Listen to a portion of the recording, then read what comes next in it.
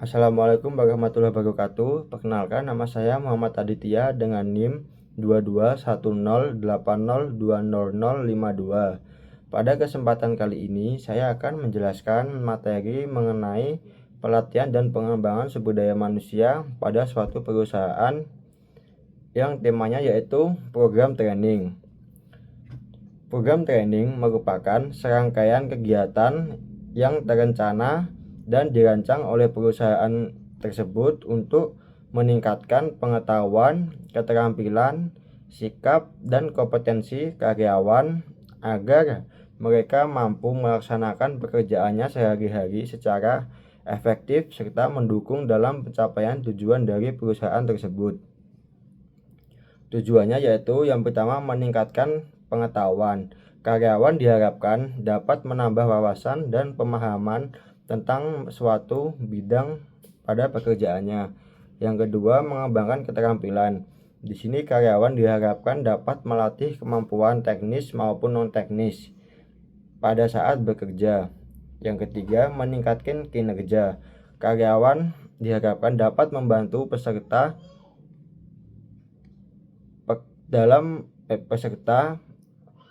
untuk meningkatkan kinerjanya pada suatu perusahaan tersebut. Yang keempat, membentuk sikap dan perilaku positif, di mana seperti sikap disiplin, tanggung jawab, dan kerjasama. Lalu menyesuaikan diri dengan perubahan. Harapannya karyawan dapat memahami seperti teknologi, kurikulum, metode kerja yang baru, atau tuntutan baru untuk dapat bersaing dengan perusahaan lainnya. Lalu mempersiapkan jenjang berikutnya, seperti mempersiapkan karyawan dalam menghadapi tugas baru, kompetisi, atau karir di masa depan. Dan yang terakhir yaitu meningkatkan kepercayaan diri. Tujuannya yaitu untuk karyawan merasa lebih siap dan kompeten pada masa mendatang. Berikut terdapat beberapa tipe training pada suatu perusahaan. Yang pertama yaitu ada on the job training, lalu off the job training, technical training, soft skill training, managerial training, dan orientasi training dan development training. Yang pertama yaitu mengenai on the job training. On the job training merupakan pelatihan yang dilakukan secara langsung pada tempat kerja tersebut sambil menjalankan tugas-tugas kesehariannya. Metode yang dilakukan seperti coaching, mentoring, job rotation. Kelebihannya yaitu pelatihan ini dapat dikatakan praktis, biayanya rendah,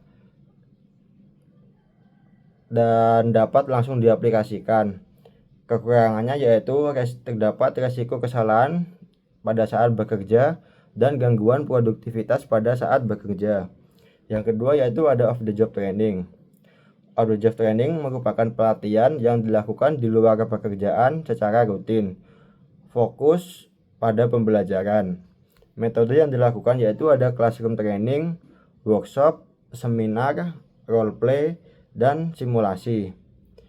Kelebihannya yaitu fokus belajarnya dapat dikatakan tinggi, tidak mengganggu pekerjaan, akan tetapi terdapat beberapa kekurangan seperti biaya dan waktunya lebih besar dan kadang kurang aplikatif. Yang ketiga terdapat technical training. Technical training merupakan pelatihan untuk meningkatkan kemampuan karyawan dalam teknis atau hard skill yang berkaitan langsung dengan pekerjaan, seperti penggunaan software, operasi mesin, prosedur kerja, quality control, dan pada bidang perbankan syariah khususnya technical training ini sangat penting karena diharapkan karyawan dapat memahami produk-produk perbankan dan dapat melayani nasabah apabila mengalami kendala. Technical training memiliki kelebihan yaitu